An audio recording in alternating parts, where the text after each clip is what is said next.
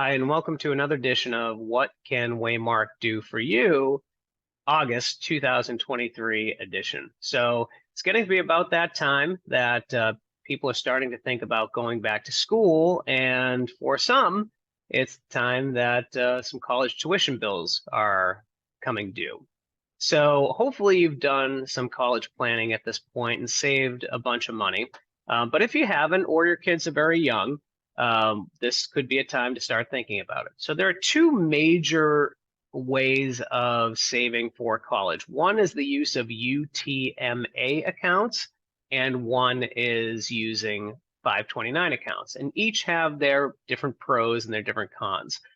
So let's start with the UTMA account. So the UTMA account is a brokerage account that is owned by the child, but managed by the person who gifts money into it. So there is someone that is overseeing the investments up until age 21 or the age of majority in your state. Sometimes that age of majority is younger than 21, but in Massachusetts is 21. And at that point, the UTMA account becomes the sole property of the child to do whatever they want with it without any supervision over what they do with it. Now, the good things about the UTMA account is that it's wide open. You can invest in just about anything. Additionally, you can also spend the money on just about everything, which is different than the 529, and we'll talk about that in a moment. The bad things about it are that they are taxable, and one of the benefits is it's taxable to the kid.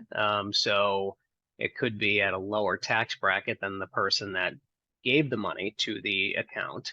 And the other negative associated with it is that, again, at the age of majority, it becomes the child's property and they can do whatever the heck they want with it.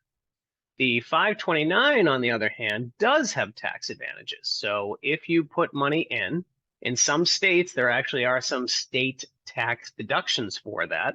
And then the other piece of it is that if the money is used for a qualified education expense, then the money and the growth on that money is tax-free. So that's a huge benefit. The other benefit that just recently came to pass is that you can actually roll over up to $35,000 of unused 529 money that's been in the 529 for at least 15 years into a Roth IRA in the beneficiary's name. So that's a huge, huge benefit, and a new one that just came out less than a year ago. The negatives associated with a 529 account are that in order to get that tax preference, you have to use the money that's in the 529 for education purposes. So if the child doesn't go to college, or you want to use it for the down payment on a house or a car, or something that the child will need eventually at some point in their life, you can't use the 529 money without potentially paying taxes and also a penalty for it. So again, lots to take into consideration, but that's why we're here. So definitely reach out to us if you have any questions about funding education. And that's all I had for today's What Can Waymark Do for You, August 2023. Thanks for listening, and we'll see you next time.